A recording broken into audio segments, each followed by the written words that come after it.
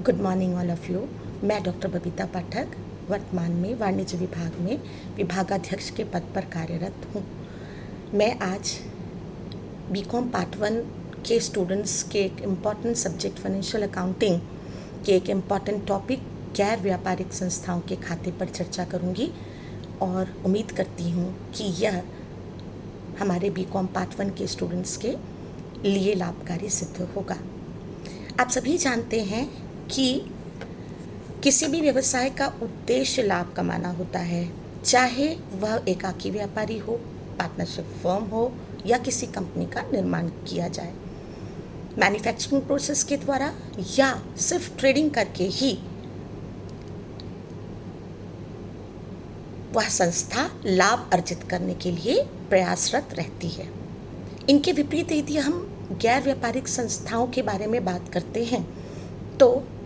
ऐसी भी संस्थाएं होती हैं जिनका उद्देश्य लाभ कमाना तो नहीं होता है, बल्कि वो जनोपयोगी सुविधाएं, सेवाएं, लोक कल्याण, समाज के उत्थान के लिए कुछ महत्वपूर्ण सेवाएं समर्पित करने के लिए जिनकी स्थापना की जाती है और वे उसी दिशा में प्रयासरत रहते हैं, अपने उद्देश्यों के प्राप्ति के लिए प्रयास करते रहते हैं। तो इस तरह से हमने ये समझा कि गैर व्यापारिक संस्थाएं वे संस्थाएं हैं जिनका उद्देश्य लाभ कमाना नहीं। समाज में ऐसी कई सारी गतिविधियां हैं जो परोपकार के उद्देश्य से ही संपादित की जाती हैं। तो हम जब गैर व्यापारिक संस्थाओं की बात करेंगे तो यहाँ पर उनका उद्देश्य, उनकी स्थापना का उद्देश्य क्या होना चाहिए और किस तरह से वो अपने सभी महत्वपूर्ण जो आर्थिक क्रियाओं का संपादन करती हैं उनके लिए प्रॉपर अकाउंटिंग, प्रॉपर रिकॉर्ड्स का मेंटेनेंस कैसे होता है, ये हमें समझना होगा। सबसे पहले हम जब उद्देश्य की बात करते हैं कि इन संस्थाओं के स्थापना के उद्देश्य क्या है, क्यों इन संस्थाओं की स्थापना की जाती हैं और इनके स्थापना के साथ साथ इनका जो रिकॉर्ड्स हैं, इनकी आर्थिक क्रियाओं का जो रिकॉर्ड्स हैं या जो खाते हैं, जो विभिन्न खाते बनाए जाते हैं, वो कैसे बनाए जाते हैं, किस विधि का पालन किया जाता है, ये हमारे लिए समझना बहुत उपयोगी होगा। व्यापारिक संस्थाओं की तरह यहाँ पर भी दोहरी लेखांकन पद्धति मतलब डबल अकाउंटिंग सिस्टम को ही फॉलो किया जाता है, किंतु खाते जो अलग अलग तरह से बनाए जाते हैं दोनों में भिन्नता होती है। क्योंकि हम व्यापारिक संस्थाओं का जिनका उद्देश्य लाभ कमाना है, जब उनके खातों के बारे में बात करते हैं तो प्रक्रिया जो है वो आरंभ से ही मतलब पंजी प्रविष्टि, फिर उनका लेखांकन करना, ट्रायल बैलेंस का फॉर्मेशन करना, trading account, profit and loss account बनाना, बैलेंस शीट बनाना, उनके स्टॉक्स को मेंटेन करने के लिए सेपरेट स्टॉक रजिस्टर्स मेंटेन करना, ये सारी प्रक्रिया से गुजरते हैं और अंत में जो आर्थिक चिट्ठा तैयार होता है उस चिट्ठे के माध्यम से उस संस्था की आर्थिक स्थिति का हमें ज्ञान होता है। यहाँ पर भी अगर हम बात करें तो व्यापारिक संस्थाओं की भांति इनके भी लेखांकन करने की कुछ महत्वपूर्ण प्रक्रिया है, लेकिन ये संस्था लाभ कमाने के उद्देश्य से स्थापित नहीं की जाती है। इनका उद्देश्य लाभ कमाना नहीं होता है, इसीलिए यहाँ लाभ हानि खाते के निर्माण जैसी कोई भी प्रक्रिया अपनाई नहीं जाती है। तो फिर सवाल यहाँ पर ये उठता है कि जब लाभ कमाना ही नहीं है तो खातों के मेंटेनेंस की, उनके रखरखाव के, खातों को बनाने की आवश्यकता ही क्या है। इन संस्थाओं के पास जो प्रमुख आय के स्रोत होते हैं वो दान होता है, चंदा होता है, सब्सिडीज होती हैं, अनुदान वगैरह इन्हें प्राप्त होते हैं, प्रवेश शुल्क मिलता है, सदस्यता शुल्क इन्हें प्राप्त होता है और ये राशि बहुत बड़ी बड़ी राशियाँ होती हैं। इनकी स्थापना जिन सदस्यों के द्वारा की जाती है वही संस्था के स्वामी होते हैं। इनकी समितियों के द्वारा बजट बनाया जाता है, उस बजट के अनुरूप इनकी प्राप्तियां और जो इनके भुगतान होते हैं, जो आय होता है और व्यय होता है, उन्हें समायोजित किया जाता है, उनका रखरखाव किया जाता है, उनका लेखांकन किया जाता है। तो जब इन संस्थाओं को ये बड़ी बड़ी राशियां दान स्वरूप, चंदे के स्वरूप में या प्रवेश शुल्क या अन्य अनुदान के रूप में प्राप्त हो रहे हैं, तो इन प्राप्त राशियों का उपयोग कहाँ किया गया, कैसे किया गया, किन मदों पर इनका व्यय हुआ है, इनकी आर्थिक स्थिति क्या है, क्या इनके व्यय इनकी आय की तुलना में अधिक तो नहीं हो गए, या अन्य जो महत्वपूर्ण इस तरह से कहीं कोई आर्थिक गड़बड़ी या गबन तो नहीं हुआ। क्योंकि जो भी दानदाता हैं वो हमेशा ये चाहेंगे कि उनके द्वारा दी गई दान राशि सुरक्षित रहे और जिन उद्देश्यों को प्राप्त करने के लिए इन्होंने अपनी धनराशि को दान स्वरूप दिया है, संपत्तियों को दान स्वरूप दिया है, वो लोक कल्याण के कार्य में ही उसका उपयोग हो और प्रॉपर उसका अकाउंट का मेंटेनेंस हो और उन्हें इस बात की जानकारी ही मिलती रहे कि उनके द्वारा दिए गए दान स्वरूप जो राशि है, चंदा है, जो संपत्ति है, इन सब को कहाँ पर किन किन मदों पर खर्च किया गया है। तो मुख्य जो इसका उद्देश्य ये है, इसके अकाउंट के मेंटेनेंस का, इनके रिकॉर्ड्स के मेंटेनेंस का सबसे पहला तो सबसे महत्वपूर्ण उद्देश्य है कि आर्थिक जो क्रियाएं की जा रही हैं वहाँ पर कहीं कोई अनियमितता तो नहीं है, कहीं कोई गड़बड़ी तो नहीं है, कहीं कोई गबन तो नहीं हुआ है, उस धनराशि का सदुपयोग किया गया है और अंत में उस संस्था की आर्थिक स्थिति कैसी है, उस गैर व्यापारिक संस्था के पास क्या आर्थिक स्थिति है, संपत्तियां और जो दायित्व हैं वो किस रूप में हैं, इसकी जानकारी हासिल करना और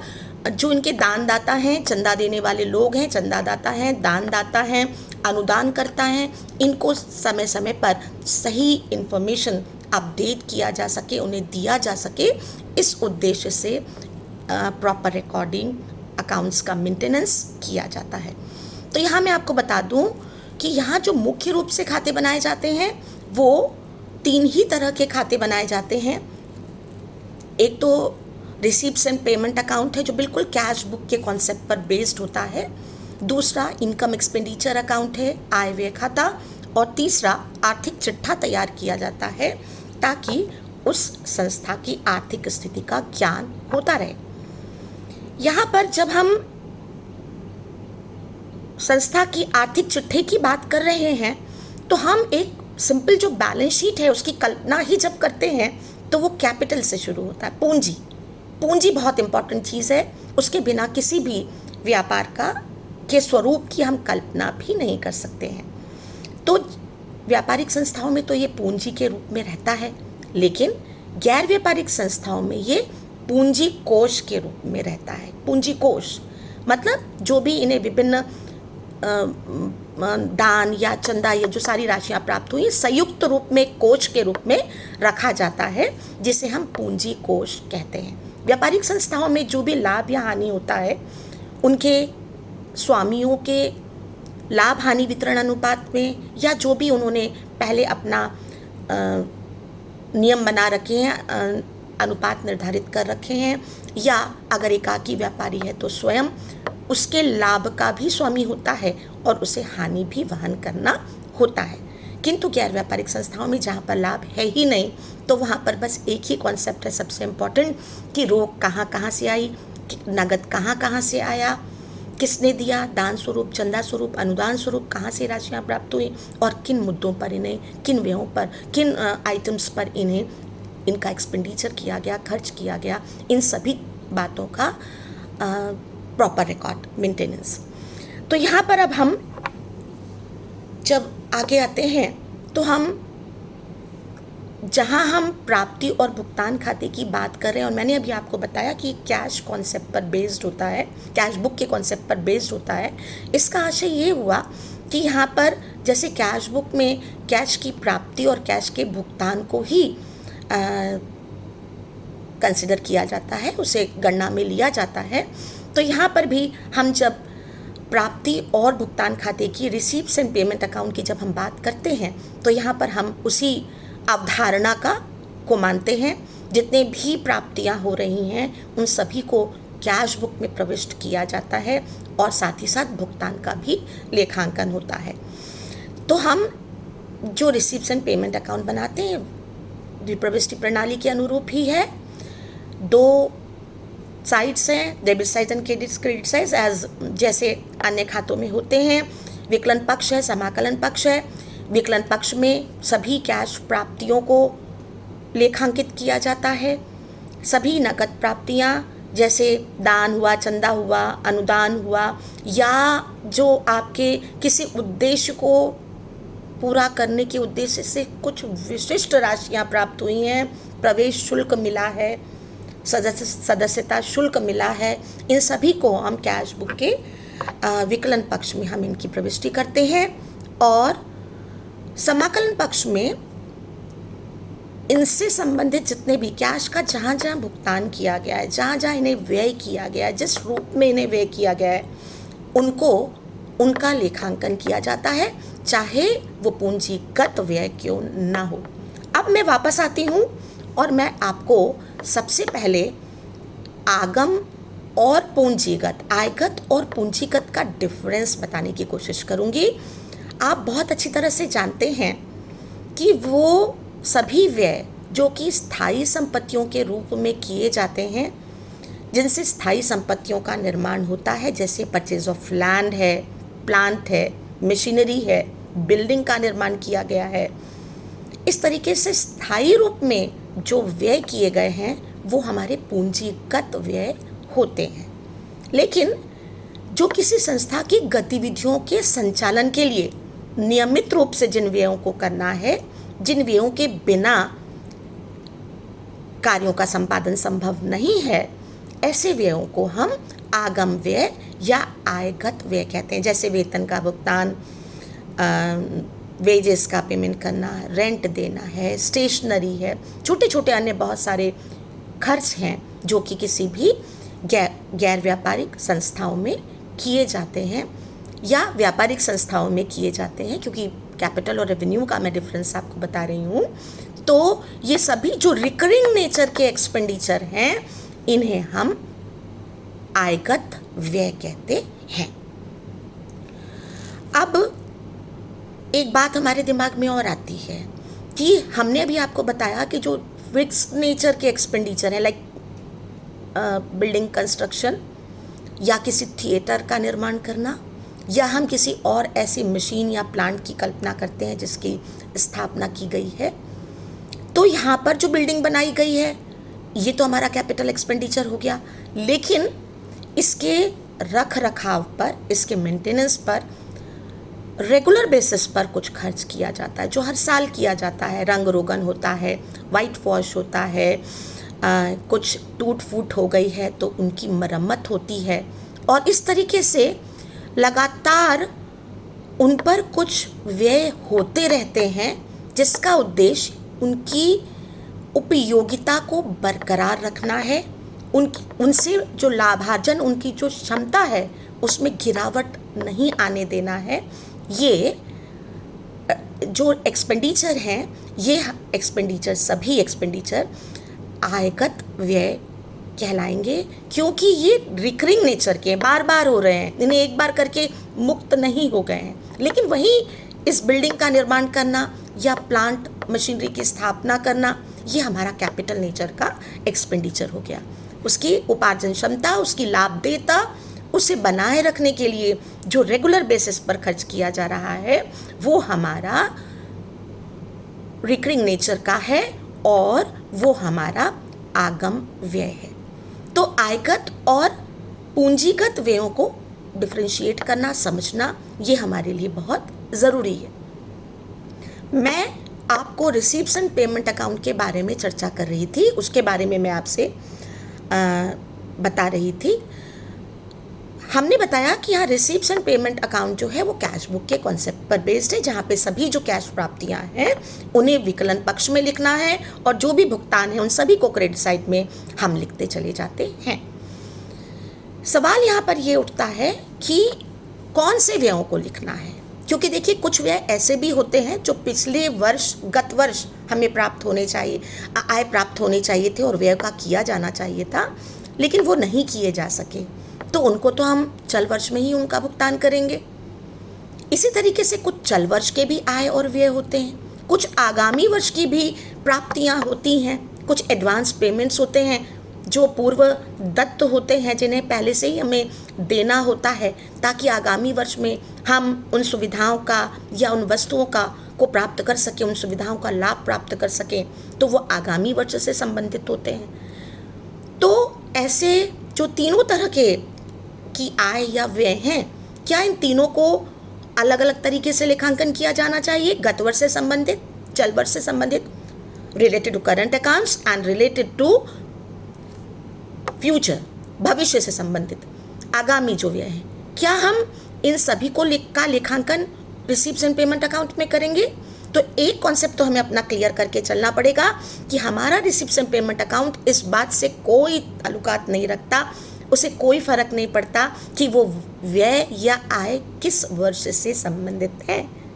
यदि वो गत वर्ष से भी संबंधित कोई आय या प्राप्ति हुई है तो उसे लिखना है, चल वर्ष से भी संबंधित है तो वो भी रिकॉर्ड किए जाएंगे, और वो जो भविष्य से संबंधित हैं अगर वो इस वर्ष प्राप्त हुए हैं तो उनका भी लेखांकन होगा। अर्थात तीनों ही किसी भी तरह से कोई भी प्राप्तियां हो रही हैं तो उन्हें प्राप्ति पक्ष में, चाहे उसका संबंध किसी भी वर्ष से है, और इसी तरीके से भुगतान भी चाहे किसी भी वर्ष से संबंधित है, उनका भुगतान स्वाभाविक है, हमें प्राप्तियां होने के बाद हम इस वर्ष कर रहे हैं, लेकिन हो सकता है कि हम आगामी वर्ष के लिए कुछ भुगतान एडवांस कर रहे हैं, तो उससे कोई फर्क नहीं पड़ता है। वो अगर भुगतान किया गया है तो उसका लेखांकन होगा। सामान्य रूप से अगर एक नया गैर व्यापारिक संस्थान की स्थापना हुई है, वो नई संस्थान है, तो यहाँ पर कोई प्रारंभिक शेष तो नहीं होगा, लेकिन अगर ये संस्थान कुछ वर्षों से कार्यरत है तो इनका बैंक में कुछ बैलेंस होगा और कैश इन हैंड भी कुछ होगा। ये इनके रिसीप्ट्स एंड पेमेंट अकाउंट के बाएं पक्ष में सबसे पहले to balance brought down, cash in hand, cash at bank, ऐसे प्रविष्टि इनकी की जाती है, और अंत में जो भी आय प्राप्तियां हुई हैं उनमें से इन व्ययों का जो जो भुगतान किया गया है उन राशियों को घटाने के बाद जो अंत में शेष बच जाता है, चाहे वो बैंक में बैलेंस हो, चाहे वो कैश इन हैंड हो, उसे closing balance of cash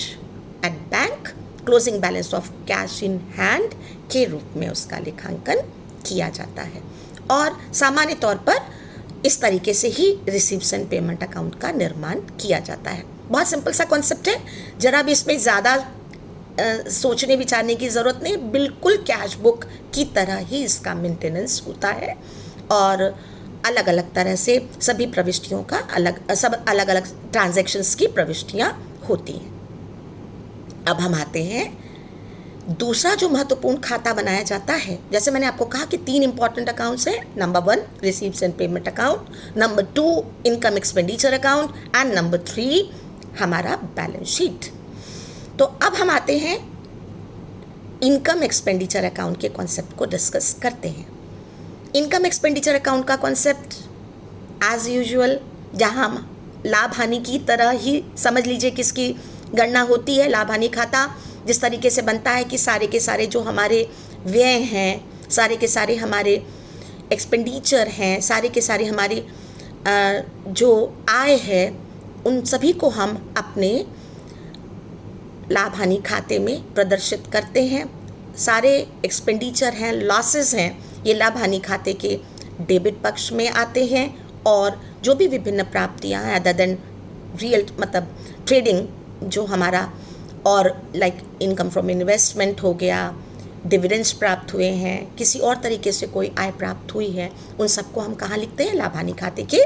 credit पक्ष में लिखते हैं। इसी कॉन्सेप्ट पर बेस्ड है हमारा इनकम एक्सपेंडिचर अकाउंट। जितने भी तरह के एक्सपेंडिचर्स हैं, सभी एक्सपेंडिचर्स, चाहे उनमें कैश ट्रांजैक्शन हुआ है या कैश ट्रांजैक्शन नहीं भी हुआ, लाइक डेप्रिसिएशन अगर हम चार्ज कर रहे हैं तो डेप्रिसिएशन तो कैश ट्रांजैक्शन नहीं है, वहाँ पर हम कहीं कोई नगद भुगतान तो नहीं कर रहे हैं, लेकिन वो किसी भी संस्था के लिए उसकी संपत्ति की कीमत में यदि कोई उसके उपयोग करने की वजह से गिरावट आ रही है तो वो उस संस्था के लिए व्यय तो है, हानि तो है। तो हम सभी व्ययों को, सभी हानियों को, चाहे वो नगद स्वरूप किए गए हों या नॉन कैश ट्रांजैक्शंस हैं जिसकी वजह से लाभ में कमी हुई है या जिसकी वजह से आय जो है वो कम हुआ है, उन सभी का हम proper recording income expenditure account में करते हैं। डेबिट साइड में हम सारे के सारे एक्सपेंडिचर्स को लिखते हैं और क्रेडिट साइड में हम सभी तरह की आय को लिखते हैं। सभी आय जहाँ जहाँ से भी हमें आय प्राप्त हुई हैं उन सभी को लिखा जाता है। मैं आपको एक और बात यहाँ पर स्पष्ट करना चाहूँगी कि ये जो हमारा आय व्यय लेखा है, इनकम एक्सपेंडिचर अकाउंट है, ये रिकरिंग ट्रांजैक्शन से ज़्यादा से रिलेटेड है। मतलब जैसे हमने किसी स्थायी संपत्ति को खरीदने के लिए कहीं कोई व्यय किया है तो उसका लेखांकन इनकम एक्सपेंडिचर अकाउंट में नहीं होना चाहिए। एक्सपेंडिचर जो रिकरिंग नेचर के हैं उन्हीं की प्रविष्टि होती है और विशेष रूप से ये मैं बताना चाहूँगी कि जो उसी वर्ष से संबंधित हो, उसी वर्ष से संबंधित से आशय हमें कैलकुलेट करके उसकी गणना करके वास्तविक आय और वास्तविक व्यय को निकालना होगा। कैलकुलेट करके हमको उस फिगर को फाइंड आउट करना होगा जो कि उस साल से संबंधित हो, उस करंट ईयर से रिलेटेड हो। जैसे कि अगर मैं एक आपको एग्जाम्पल देती हूँ कि पिछले वर्ष कुछ चंदे की राशि प्राप्त होना था जो कि पूर्व निर्धारित है, पता है कि उस संस्थान को कहाँ से चंदा आना है, कितनी राशि आनी है,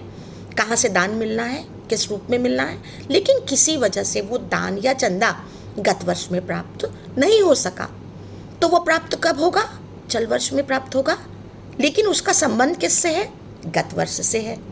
तो गत वर्ष से संबंधित जो भी राशियां हैं उन्हें हमें अपनी वास्तविक आय या व्यय की गणना में समायोजित करना होगा, उसका एडजस्टमेंट करना होगा। इसी तरीके से अगर हमारे पास आगामी वर्ष की कुछ प्राप्तियां हमें चल वर्ष में भी हो सकती हैं, करंट ईयर में भी हमें कुछ प्राप्तियां हो सकती हैं, तो ऐसी प्राप्तियों को हम समायोजित करेंगे। हमें निकालना होगा कि ये कैलकुलेट करके कि ये प्राप्तियां हमारी चल वर्ष से संबंधित तो नहीं हैं, तो इनका लेखांकन कैसे किया जाए। तो इन सभी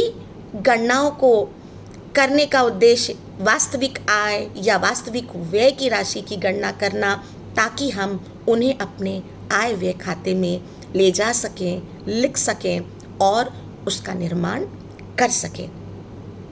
आय व्यय लेखे के निर्माण के माध्यम से जो हम अंतिम रूप में कंक्लूजन के रूप में पहुंचते हैं वो यही कि अगर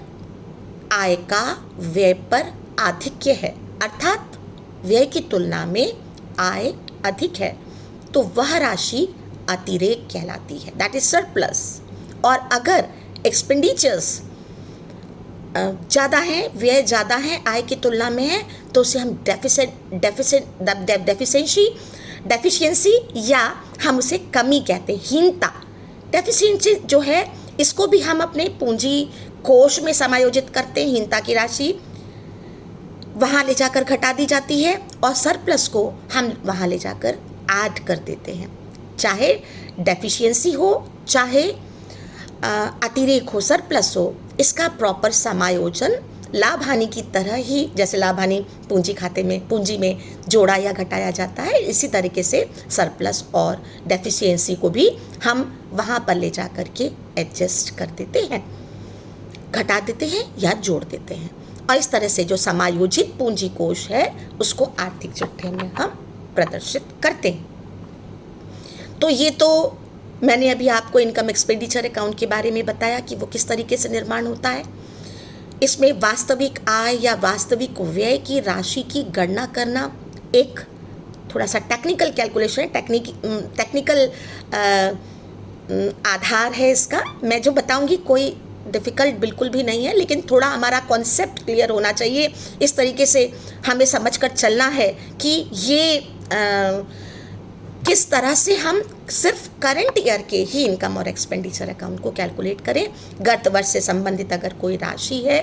अगर वो हमें इस वर्ष प्राप्त हो रही है जो गत वर्ष में प्राप्त होना था, तो डेफिनेटली वो चल वर्ष से संबंधित नहीं है, उसे घटा देना चाहिए। इसी तरीके से अगर आगामी वर्ष से संबंधित कोई राशि हमें प्राप्त हो गई है तो वो भी हमारी चल वर्ष से संबंधित नहीं है, उसे भी घटा देना चाहिए। इसी तरीके से हम कुछ राशियों को जोड़ते हैं और कुछ राशियों को घटाते हैं, जिसकी व्याख्या मैं आगे आपको करूँगी, एक्सप्लेन करूँगी कैसे हम एक्चुअल एक्सपेंडिचर और एक्चुअल इनकम का कैलकुलेशन करेंगे, ये मैं आपको बताऊँगी। तो जब हम बुक्स की रखरखाव की बात करते हैं, कौन कौन से लेखे मेंटेन किए जाते हैं, लेखांकन किस तरीके से किया जाता है, कौन कौन से खाते यहाँ पर मेंटेन किए जाते हैं, तो मुख्य रूप से कुछ ही बातें सामने आती हैं। एक तो सबसे इम्पॉर्टेंट है कि कैश बुक बहुत इम्पॉर्टेंट अकाउंट है, यह बहुत इम्पॉर्टेंट हमारा लेखांकन प्रणाली का आधार स्तंभ है। कैश बुक का मेंटेनेंस सबसे ज़्यादा ज़रूरी होता है। उसके बाद एक होता है स्मरण रखने के लिए मेमोरेंडम अकाउंट्स वगैरह भी मेंटेन किए जाते हैं। याद रखने के लिए याददाश्त के रूप में ऐसे खाते मेंटेन किए जाते हैं जिनमें उन सभी का उल्लेख किया जाता है, दान और चंदे से संबंधित राशियों का उल्लेख किया जाता है कि दान किन से मिलना था, किन से मिला, किन से नहीं मिला, कुछ बचा है, कहीं से हमें और प्राप्त करना है, कहीं से कुछ एडवांस मिल गया, भविष्य में मिलेगा या भविष्य में अब हमें नहीं मिलेगा। तो इन सबको हम स्मरण पुस्तक जो है हमने बना रखी है, खाता है, उसमें हम उसकी प्रविष्टियाँ करते हैं और फिर जब हम अपना इनकम एक्सपेंडिचर अकाउंट बनाते हैं या जब वो राशि प्राप्त होती है तब हम अपने कैश बुक में उसकी प्रॉपर अकाउंटिंग करते हैं और फिर इसे हम इरेज कर देते हैं, मिटा देते हैं, स्मरण पुस्तक से हटा देते हैं। इसी तरीके से हमारे पास एक स्टॉक बुक, स्टॉक रजिस्टर भी मेंटेन किया जाता है। स्टॉक रजिस्टर क्यों? क्योंकि जो ये लाभकारी संस्थान है, गैर व्यापारिक संस्था जिसका उद्देश्य लाभ प्रदान करना है, ये हर तरह के लिए कार्य करती है। चाहे वो शैक्षणिक संस्थान है, चाहे वो उसमें हम ग्रंथालय को ले लें, हम स्पोर्ट्स से रिलेटेड कोई इम्पॉर्टेंट किसी क्लब की हम बात करते हैं, चिकित्सा से संबंधित किसी अस्पताल की बात करते हैं, हॉस्पिटल है, राजनैतिक कोई मंच है, जहाँ पर भी हम समाज से जुड़ी सेवाओं को प्रदान करने की जब हम बात करते हैं तो वहाँ पर इन विभिन्न कार्यों को करने के लिए हम कुछ वस्तुओं का क्रय करते हैं। स्टॉक हमारे पास होता है जो हम जगह जगह पर जिसे खर्च किया जाता है और खर्च करने के बाद हमारे पास में कुछ स्टॉक गत वर्ष का बच जाता है, जिससे हम आगामी वर्ष और जो उसी तरह की वस्तुएं खरीदते हैं, बुक्स खरीदते हैं, जलपान की अगर हमने कहीं कोई व्यवस्था कर रखी है तो उससे संबंधित कोई वस्तु खरीदते हैं, तो हम अपने मेडिसिन, कोई हॉस्पिटल है, मेडिसिन खरीदते हैं, तो हमारे पास जो पहले से पिछले साल का जो क्लोजिंग स्टॉक था वो हमारे करंट ईयर के परचेज में ऐड हो जाता है और फिर उनको जहाँ जहाँ पर व्यय किया गया उसे घटा करके हम अपना closing balance of that material, like medicine है, स्पोर्ट्स मटीरियल है, रेस्टोरेंट से रिलेटेड मटीरियल है, इन सब की हम गणना करते हैं। तो इन सब को मेंटेन करने के लिए हमारे पास स्टॉक रजिस्टर का होना ज़रूरी होता है, तो हम स्टॉक रजिस्टर मेंटेन करते हैं। इसी तरीके से हम वेतन है,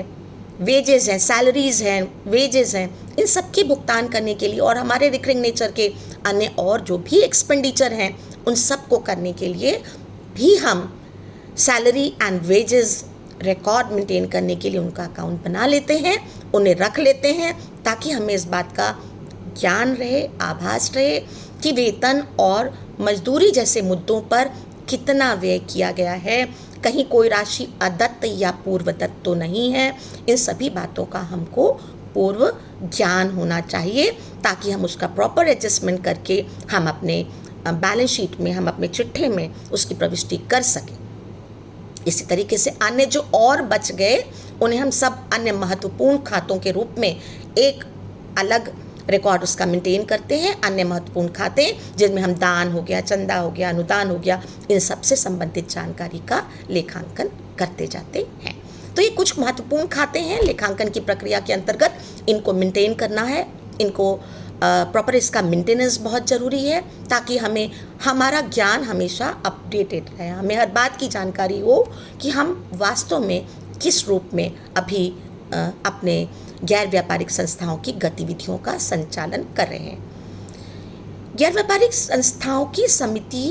के संचालन के लिए समितियां रहती हैं वो समितियां एक अपना आर्थिक बजट बना देती हैं। आर्थिक बजट उनका तैयार रहता है,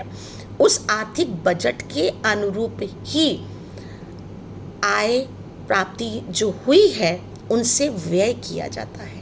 व्यय जो करना है, कहाँ किन मदों पर कितनी राशि को खर्च करना है, ये पूर्व निर्धारित रहता है। लेकिन आवश्यकता पड़ने पर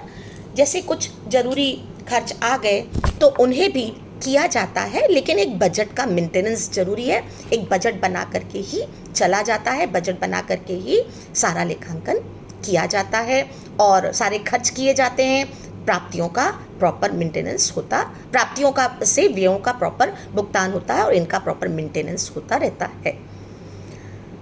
तो ये तो 2-3 बातें हो गई जो मैंने आपके जो बुक्स हैं, जो अकाउंट्स हैं, उनके मेंटेनेंस से संबंधित मैंने आपको बताई हैं। जब हम अब आगे आते हैं तो हमारे सामने में इस गैर व्यापारिक संस्था की आर्थिक स्थिति को जानना भी हमारे लिए बहुत ज़रूरी है कि आर्थिक स्थिति इनकी कैसी है, ताकि उन दानदाताओं के सम्मुख, चंदा जिन्होंने दिया है उनके सम्मुख हम इस संस्था की आर्थिक स्थिति को प्रदर्शित कर सकें। तो इसको बनाने के लिए आर्थिक चिट्ठा तैयार किया जाता है। आर्थिक चिट्ठे में मैंने अभी आपको बताया कि पूंजी जैसी चीज़ नहीं होती है, पूंजी कोष होता है, जो कि संयुक्त रूप से इनकी पूंजी का, जिसमें वर्णन किया गया है, संयुक्त रूप से जो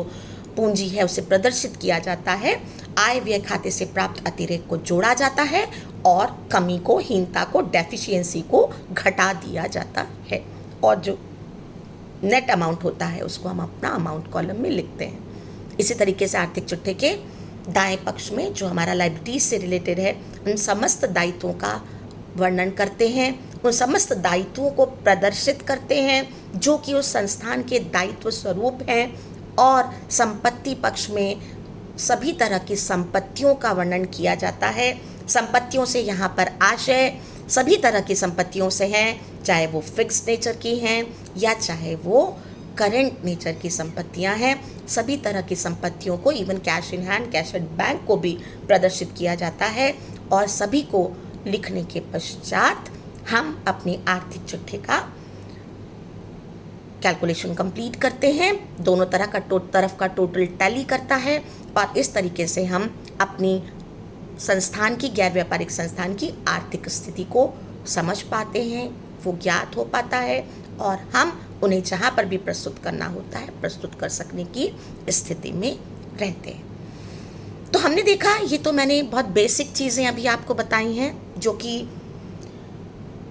गैर व्यापारिक संस्थाओं के खातों के निर्माण से संबंधित है। गैर व्यापारिक संस्थाओं का आशय मैंने बताया है। कुछ और भी यहाँ पर बातें हैं जो जैसे अगर हम कहते हैं कि कुछ कोष हैं, कुछ कोष का निर्माण किया जाता है। कोष का निर्माण मतलब हमारा जो व्यापारिक संस्थाओं की जो गतिविधियां हैं ये कोष पद्धति पर आधारित नहीं होती हैं। यहाँ पर कोष का निर्माण करके विभिन्न व्ययों को किया जाना ऐसा नहीं होता है, लेकिन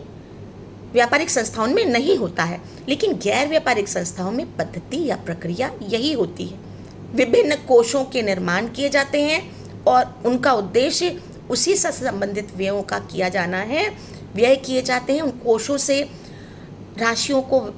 व्यय किया जाता है और उस गतिविधि के द्वारा यदि कोई आय प्राप्त होती है तो उसे उसी कोष में जोड़ दिया जाता है और उस कोष का जो क्लोजिंग बैलेंस होता है उसको हम बैलेंस शीट के लायबिलिटीज साइड में लिखते हैं। तो अभी मैंने आपको कोष की बात की, तो कोष भी यहाँ पर दोनों तरह के हो सकते हैं। सामान्य कोष हो सकते हैं, विशिष्ट कोष हो सकते हैं। सामान्य कोष से यहाँ पर आशय ये हुआ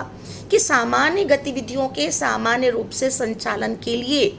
जो कोष बनाए जाते हैं, जिन कोष का निर्माण किया जाता है, उसे हम सामान्य कोष के रूप में लिखते हैं, सामान्य कोष कहते हैं। लेकिन किसी विशिष्ट उद्देश्य की प्राप्ति के लिए अगर कोई विशेष कोष बनाया गया है जिसका उद्देश्य सिर्फ उसी विशिष्ट कार्य को करना है, उस विशिष्ट कार्य को करने के लिए ही उस कोष का निर्माण हुआ है, तो उसे विशिष्ट कोष कहा जाता है। महत्वपूर्ण कार्य हैं। कुछ महत्वपूर्ण कार्य हर एक गैर व्यापारिक संस्थान के पास कुछ ऐसे कोष होते हैं विशिष्ट कोष के रूप में जो कि उनके उद्देश्य से जुड़े होते हैं, उनको करना उनके लिए अनिवार्य है, वो करते हैं। और इस तरीके से विशिष्ट कोष को बनाकर उनके माध्यम से गतिविधियों के माध्यम से उन्हें आय भी प्राप्त होता है, उसे वापस उसमें जोड़ते हैं और फिर जो है संपादन उस कोष का प्रॉपर एडजस्टमेंट करते हुए सारे एक्सपेंडिचर को किया जाता है। तो अब मैं आपको जो आज मैंने ये ब्रीफ किया है, जो संक्षेप में मैंने आपको नॉलेज दिया है गैर व्यापारिक संस्थाओं के खातों से, और इसका स्पष्ट अनुभव या ज्ञान तो तभी पूरा प्राप्त होगा जब हम उनमें वास्तविक आय और व्यय की गणना करते हुए जब हम उन्हें प्रॉपर उन पर बेस्ड प्रॉपर हम अपने प्रॉब्लम्स को, प्रैक्टिकल प्रॉब्लम्स को सॉल्व करते हैं, तब ये जो बेसिक जो कॉन्सेप्ट है जो मैंने आपको बताने का प्रयास किया है, ये इसकी पूर्ति होती है और हम इसका प्रॉपर यूटिलाइजेशन कर सकते हैं। सो मैं अब अपने अगले वीडियो में ये सभी खाते कैसे बनेंगे, ये वास्तविक आय और व्यय सबकी राशियाँ कैसे निकलेंगी, इनकम एक्सपेंडिचर अकाउंट कैसे होगा, रिसिप्ट्स पेमेंट अकाउंट हम कैसे बनाएंगे, किस तरीके से हम अपना आर्थिक चिट्ठा तैयार करेंगे, ये सारी चीज़ों को मैं अब अपने अगले वीडियो में आपके लिए प्रस्तुत करूँगी। So thank you very much. सभी को बहुत सारी मेरी शुभकामनाएं।